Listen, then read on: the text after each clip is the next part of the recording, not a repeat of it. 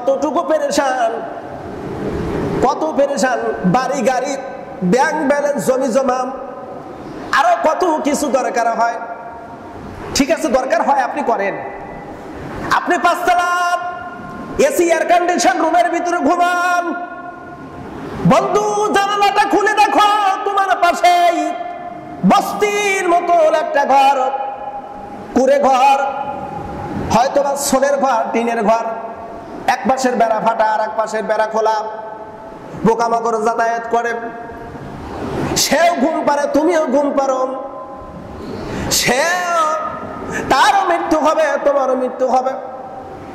তবে পার্থক্য শুধু এতটুকু, তুমি দুনিয়ার জন্য কি করলে,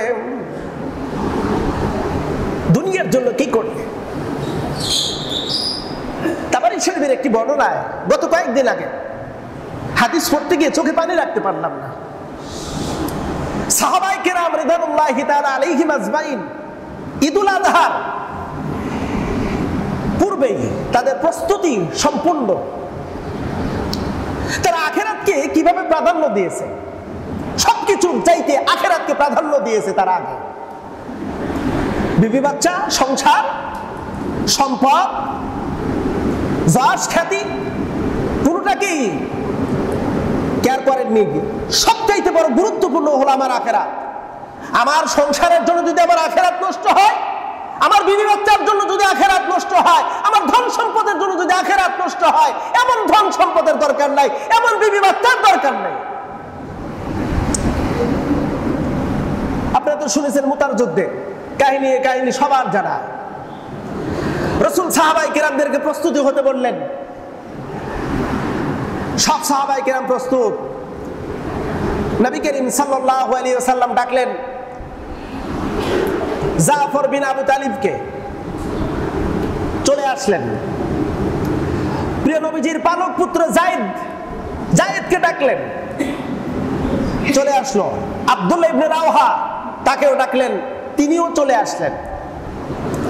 রাসূল বললেন, তোমাদেরকে সেনা প্রধান হিসাবে নিযুক্ত করা হলো, মুতার প্রান্তরে তোমরা যুদ্ধ করতে যাবে। যা তোমাদের পরিবার পরিজনের কাছ থেকে, প্রিয় ব্যক্তিদের কাছ থেকে বিদায় নিয়ে আসো। যায়েদ ইবনে হারেসা রাদিয়াল্লাহু তাআলা আনহু তিনি দাঁড়ায় বললেন, আমার প্রিয়জন বলতে আমার শুধু রাসূল, আমার তো মা, বাবা মাকে আমি পৃথক করে দিয়ে এসেছি। আমার মা উম্মাহাতুল মুমিনিন আয়েশা রাদিয়াল্লাহু তাআলা আনহা, তিনি আমার এখানকার কথা তার ঘর পর্যন্ত পৌঁছেছে। আমার মা আমাকে বিদায় দিয়েন, প্রিয় নবী আমাকে যুদ্ধের ময়দানে সেনা প্রধান হিসেবে নিযুক্ত করেছে, আমি যুদ্ধে যাব, দোয়া করেন আমি যেন শহীদ হতে পারি। জাফর বিন আবি তালিব চলে গেলেন বাড়িতে। বাড়িতে গিয়ে বিবিকে বললেন, বিবি, মুতার প্রান্তরে আমি যুদ্ধের জন্য যাচ্ছি, প্রিয় নবী আমাকে সেখানে যুদ্ধের সেনা প্রধান হিসেবে নিযুক্ত করেছে, দোয়া করো।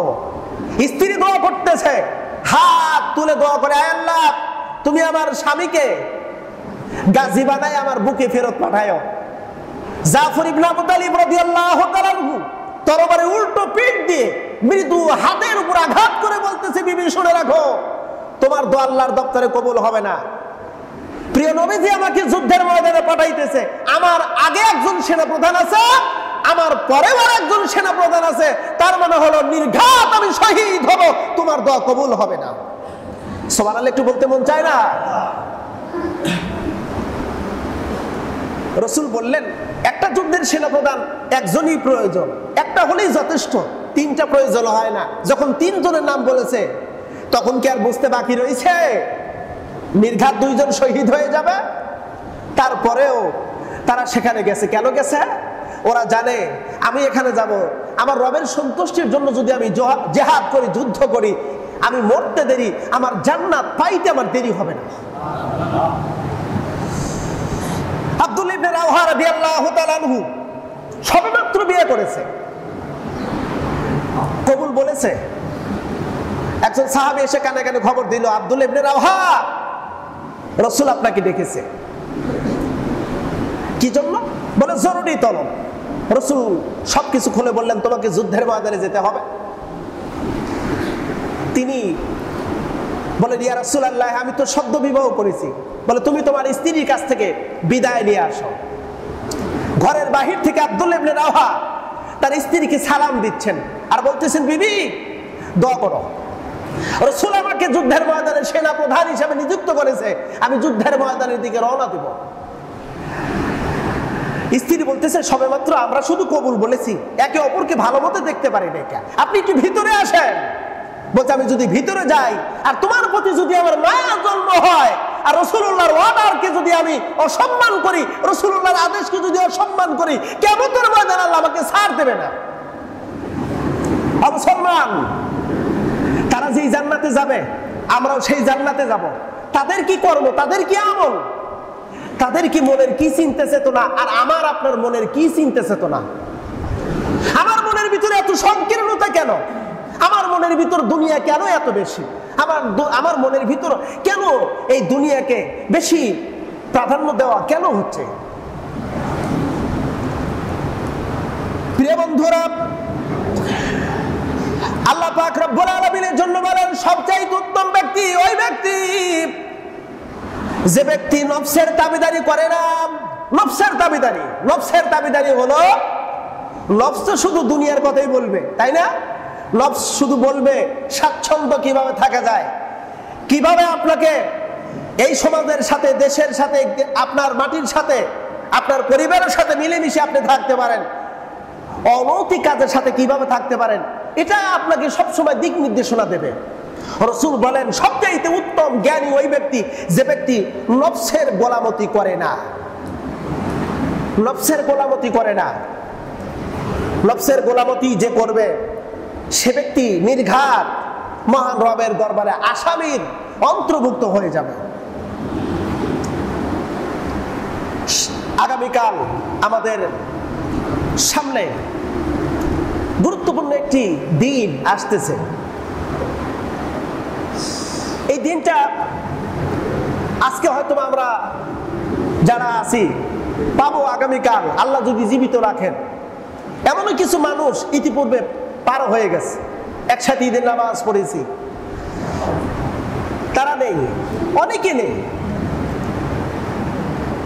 বারবার সময় আসবে না, যে সময়টা আসবে এটি মনে করবেন এটাই হলো আমার জীবনের শ্রেষ্ঠ এবং শেষ সময়। আমি গোলজার এখানে মেম্বারপুর বসে আছি, এই সময়টা আমার জীবনের শ্রেষ্ঠ সময়, আমার শেষ সময় হতে পারে। এরপরে আমি সময় পাবো কিনা এর কোনো ওয়ারেন্টি গ্যারান্টি নাই। জিলহজ মাসের 10 তারিখের গুরুত্বপূর্ণ ইবাদত, সবচেয়ে গুরুত্বপূর্ণ মালদার ব্যক্তির জন্য, অর্থাৎ নেশাব পরিমাণ মালের মালিক যারা, তাদের জন্য গুরুত্বপূর্ণ ইবাদত হলো পশুর গলায় ছুরি লাগিয়ে নহর প্রবাহিত করা। এটি হলো সবচেয়ে উত্তম, এটি একটি ইবাদত। আমি ইতিপূর্বে বলেছিলাম যে কোরবানি আমরা করব, এই কোরবানি মাসালা আমরা অনেক জানি। এখন তো সচরাচর মাসালার আলেমদের কাছে জানতে হয় না, ইউটিউব আছে, মোবাইল আছে, চট করে একটা প্রশ্ন করলেই উত্তর পাওয়া যায়। তবে কুরবানিটা হতে হবে একদম খালেস, নিয়াত থাকতে হবে। কার সন্তুষ্টির জন্য বলুন তো? একটু জবান খুলে জোরে সরে বলুন, কার সন্তুষ্টি? একমাত্র আল্লাহর সন্তুষ্টি। যদি মনে করেন কোরবানি পশু কিনলাম, গোশত একটু বেশি হলে ভালো হতো, বলেন এরকম মনে মনে প্রকাশ্যেও বলে, ওর চাইতে আমারটা সেরা, আমারটার চাইতে ওরটা সেরা। না, আপনি আল্লাহ পাক বলছেন, বান্দা শুধু আসবে তাকওয়া, আর কিছুই আসবে না। তোমার ওই পশু জবাই করেছো, গোশত তোমার, চামড়াও তোমার, যা আছে সব তোমার, শুধু আসবে তোমার ভিতরের মনুষ্যত্ব। তোমার ভিতরের মনুষ্যত্বটাকে তুমি কতটুকু কুরবানি করতে পারলে, তোমার তাকওয়াটা শুধু আমার কাছে আসবে। আসুন আমরা এই কুরবানির ত্যাগ, মহিমান্বিত এই ত্যাগটাকে আমরা নিজেদের বাকি সময়টুকু আমাদের এই